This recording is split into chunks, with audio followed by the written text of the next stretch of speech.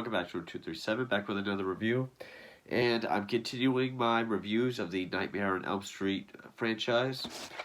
And now we come to what is pretty much considered unanimously across the board to be, at the very least, the best sequel, the fan favorite sequel. But even some people consider it to be the best Elm Street film overall, even over the original. It came out in 1987, 2 years after Part 2, and that is Part 3, Dream Warriors. Which, this is actually the first one I saw all the way through, not on cable. Part 1 and Part 2, the Part 1 I saw most of on cable, 2 I saw bits and pieces of on cable.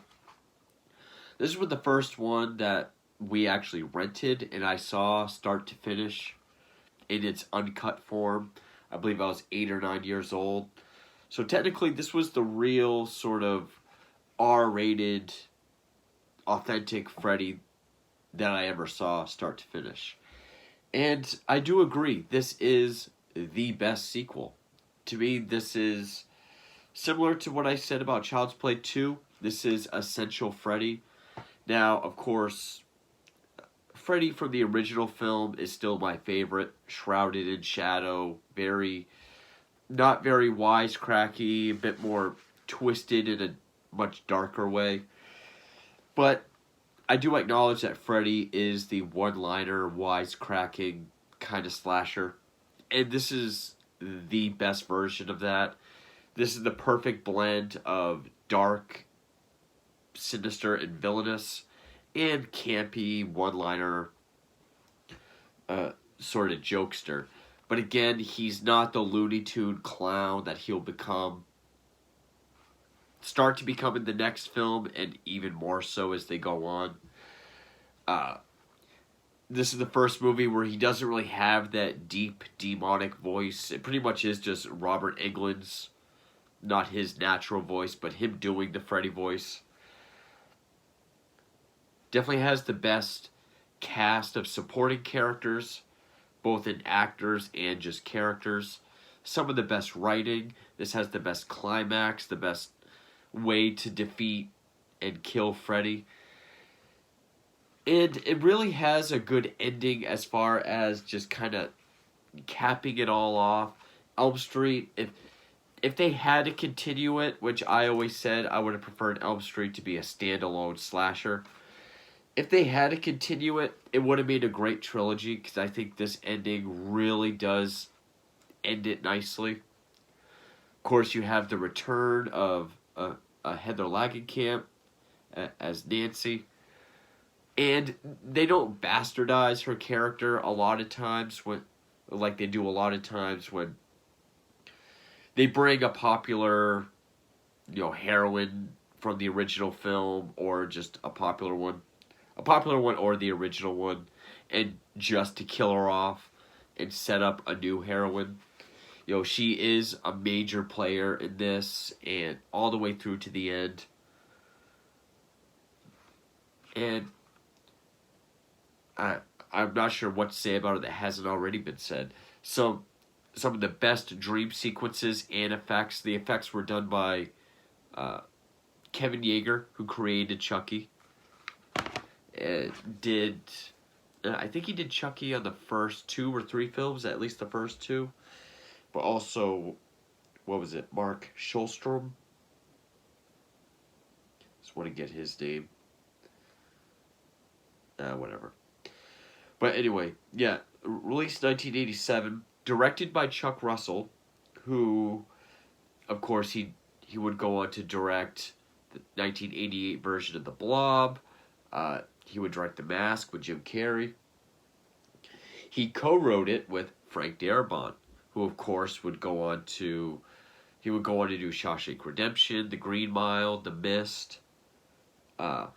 He did this excellent TV movie called Buried Alive, which I have reviewed. The screenplay is credited to Wes Craven, Bruce Wagner, Frank Darabont, and Chuck Russell. Which, Craven really didn't want this to be a series. He wanted it to stay the original. He was directing a film at this time called Deadly Friend, but he did write a treatment intending to end the series, which I still think this still does, even though it doesn't have Craven's full original concept. Ironically enough, Craven's original idea was going to be much darker, more profane, more perverse, and it was going to be follow a crew being killed in the real world, making an Elm Street movie, much like this one, which he would go on to do himself just 7 years later. But the script got passed around. I believe Frank Darabont, I think it went to Wagner, then Darabont, then Chuck Russell kind of cleaned and polished it up. And this movie's totally 80s. 80s without being super campy like I remember part 4 being. I'd probably say 4 has a bit more 80s camp to it. But I mean, this has great 80s gore effects, 80s visual effects, especially with like the Wizard Master or that desktop ball thing when that comes to life. And you have songs by Dokken. They were never one of my favorite bands, but it is kind of kick-ass to get any heavy metal band from the 80s to do a slasher film. I mean, kind of like when Alice Cooper provided songs for Friday 13th Part 6. AC/DC did the whole soundtrack to Maximum Overdrive. Or even like when Prince did music for Batman. Not a horror film, but it's still a very dark film. Let's see. Yeah, based on a story by Craven and Bruce Wagner. So I guess they did the original sort of writing, and then Russell and Darabont came in and really kind of fixed it up to turn it into what it was. As I said, returning got Heather Langenkamp, but also returning is John Saxon as her father. And I've always been a big fan of John Saxon, whether it be in 80s American films or Italian horror films. I mean, he worked with Bava, he worked with Sergio Martino, just a great character actor. He did pass away fairly recently, I think 2020, 21, and he is missed. Of course, Robert Englund returns as Freddy Krueger, and this is where Robert Englund really gets to shine as Freddy. I mean, most of the one-liners and jokes were improv. Arguably the biggest one in the entire franchise, Welcome to Primetime, Bitch. That was ad-libbed by Englund on the spot. And he's really having fun with it. He's still dark. I mean, he's still delivering lines with like this evil look on his face. He's not constantly smiling and laughing or doing a goofy face like he'll eventually do. This was the first film Patricia Arquette appeared in. Apparently she was almost fired, but Chuck Russell made sure that she could stay. Lawrence Fishburne, who I'm sure many people know from many things. This is when he was credited as Larry Fishburne. He's great as the orderly Max in his supporting role. But also Priscilla Pointer, Craig Wasson, Dick Cavett, and Zsa Zsa Gabor, they have fun cameos. In fact, Zsa Zsa Gabor is in it because I guess Dick Cavett has always hated her and would never want her on his talk show. So he was given the choice, who do you want to appear on your TV show, you know, in this segment on a TV. And he chose Zsa Zsa Gabor because he wanted to see her killed by Freddy. So that's pretty cool. Roy H. Wagner did the cinematography. Angelo Badalamenti did the music. And when it's not Dokken, it is this great 80s synth score that always sounds fun. It was made for $4.3 to $4.6 million, grossed $44.8 million. So they were able to accomplish very much, even with these big budgets and big sets, for, I think, less money than the previous two films. I could be wrong, but 44.8 million was a big hit, uh, especially for the budget.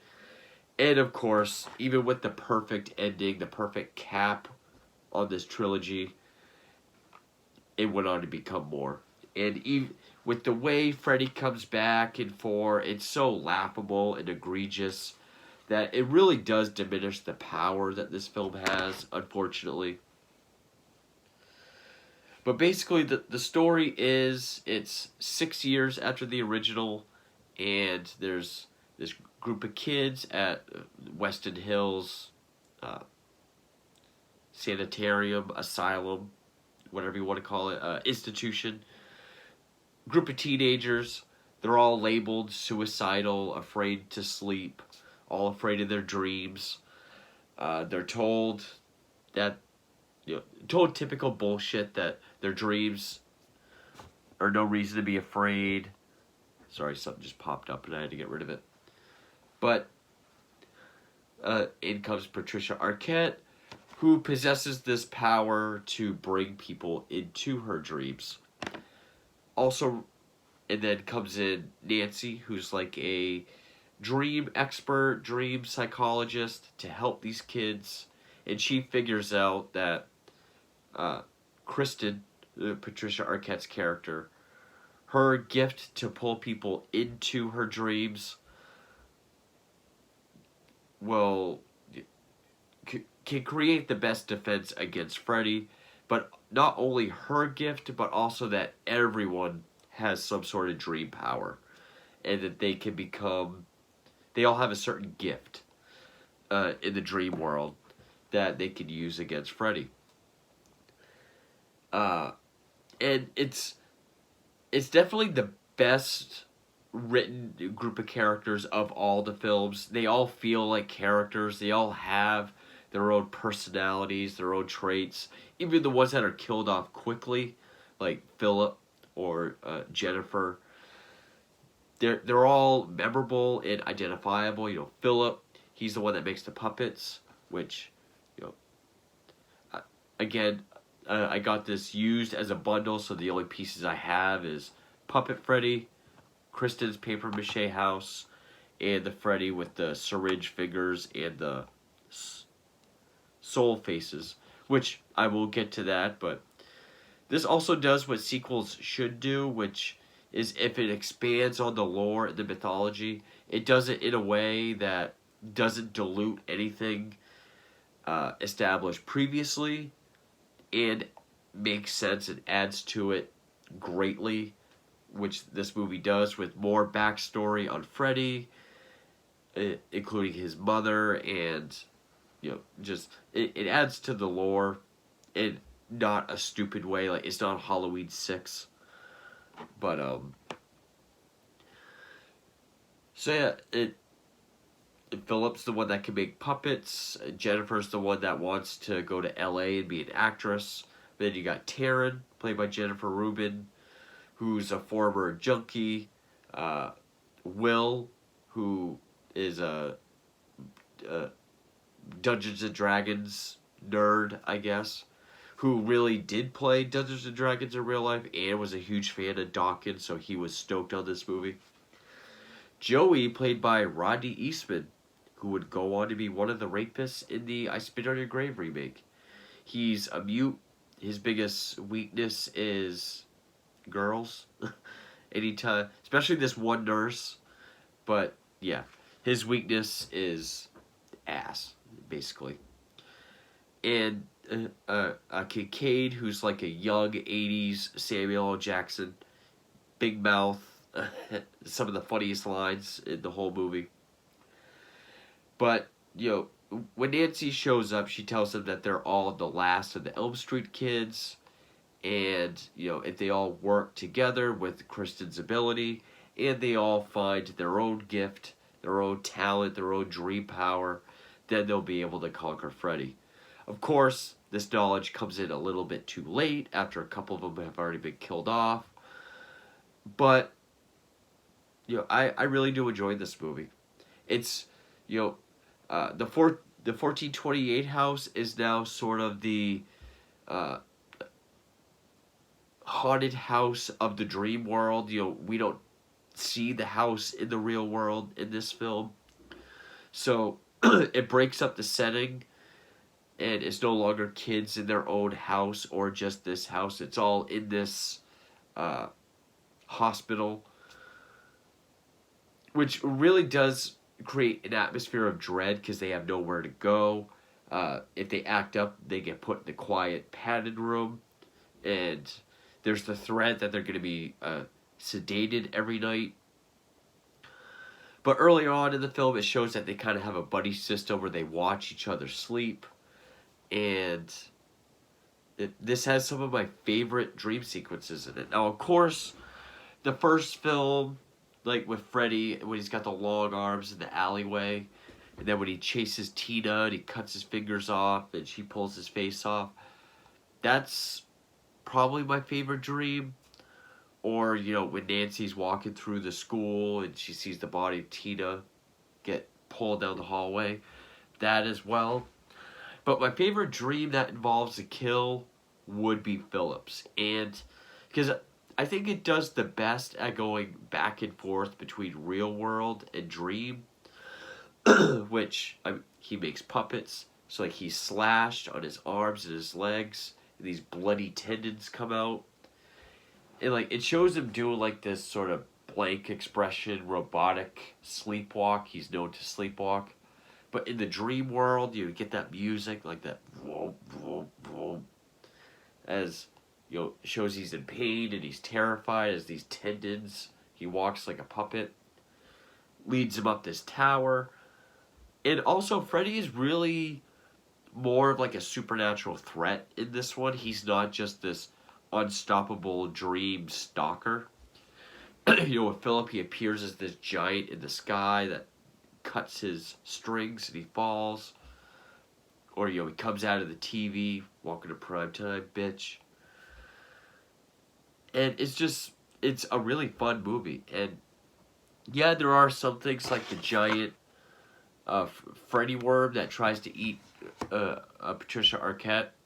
But it doesn't look campy or silly, and it's all practical. You get all practical effects. And again, practical effects, less than $5 million. It looks good, and I love that scene. The first time Kristen pulls someone into her dream that we see, it is Nancy. And as Nancy's helping Kristen get out of the mouth of this worm Freddy, I love that reaction where Freddy knows it's Nancy's, just like, you. Because it really sets up the tone that this is going to be like a once and for all battle. I love that. It's just a perfect sequel to the original Elm Street. Now, again, I do like Child's Play 2 more than this, but I still think this is, especially considering the part 2, which I do enjoy, but just how left field that movie is, and then all the ones that come after this. I also like the character of Dr. Neil Gordon, not Lawrence Gordon, who kind of reminds me of like a serious Judge Reinhold, because for the first time we have an adult that's actually on the side with these kids. Like, he doesn't necessarily believe that this dream boogeyman is going to kill them, but he does understand that, okay, they're afraid of their dreams. There's something in their dreams that's scaring them. How can I help them there? He's not just trying to put him to sleep and tell him to get over it, kind of like the other doctors are. We actually have an adult that's on team kids, team victims.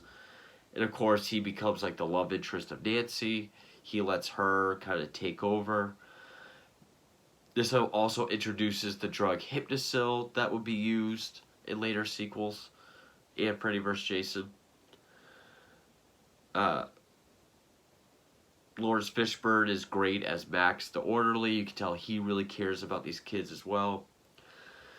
But there's also this subplot with this nun that keeps popping up that Dr. Gordon talks to. She says her name is sister Mary Helen, and she talks about how I think it's in that asylum. It used to be like a really like Arkham Asylum before it became like a more treatable hospital. Where she said there was a nun named Amanda Kruger who accidentally got locked in with a room with 100 killers and rapists, and they all took turns raping her over and over and over again for weeks or months. And when they found her, she was barely alive and pregnant, and she gave birth to Freddy, thus coining the term the bastard son of 100 maniacs, which, so it adds to the lore of Freddy Krueger in a very strong, just twisted way that makes sense. It's not like a Halloween 6 or Jason Goes to Hell or anything like that. It fits, it works, and I thought that was a nice touch. Also, this has the definitive way to stop Freddy. But first, when they all find their power, which is Kristen, who's this girl that feels alone and no one listens to her. She can pull people into her dreams. Taryn, the junkie, she feels beautiful and tough. She's kind of like this sort of 80s punk chick with switchblades. Kincaid, who's always shoved into the quiet room to be shut up and sort of, caged. He's able to be like this strong man. And Will, who plays Dungeons and Dragons and in a wheelchair, he can walk, and he's the wizard master. Granted, not all of them, like Taryn and Will, they don't last very long, but they have cool effects in their dream sequences. I mean, when he goes after Taryn with the syringe fingers, which first I'll say their fight is kind of cheesy. Oh, she does like that. Let's dance. But like her arms, where they have like the suction cups that are blinking like eyes, and then he sticks the needles in her. Originally, there was supposed to be an effect where it shows her either her head exploding or withering away, and they just couldn't nail it. And then with Will, there's that giant wheelchair that looks like a Spanish Inquisition torture device with spikes all over it. He can shoot like 80s optical effects at Freddy. He's stabbed very easily. But Joey's taken prisoner, which puts him into a coma, but he's seduced by a nurse. Which, when I was a kid, that was the thing I thought was the coolest, how she like shoots one, there's this naked chick. That's how Joey's able to get away from the group. But she like spits tongues at him that latches around his wrists and ankles on the bedpost. Which apparently that had to be shot upright, but they had to keep taking him down every 10 minutes because if your appendages are out, your heart can't pump blood to him. And he ended up passing out a few times. But eventually, after the numerous suicides and Joey being put in a coma, Dr. Gordon and Nancy are both fired. She brings him to meet her father, John Saxon, who went from sheriff to security guard, and you really feel for him, because it seems like the events of the first film were really taking a toll. He's now an alcoholic like her mother was. He's a security guard. She tries to enlist his help, but he, of course, won't listen. So Dr. Gordon takes him, because the nun tells him that, like, the remains must be put to rest. They're still, I can't remember the exact word she uses, but Freddy's remains are not at peace. So he takes Nancy's father to go find Freddy's remains so they can lay him to rest. Which, you have a great sequence in the junkyard.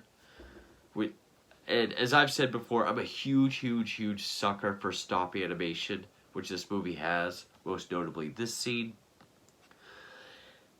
And yeah, they're in the junkyard, and of course his bones are left in a 59 caddy. Supposed to dig a hole, put holy water on it, and lay him to rest. But it comes to life kind of like Headless Linda, Evil Dead 2 style. Kills John Saxon, beats up Dr. Gordon, but Gordon is able to get him in the hole and baptized essentially.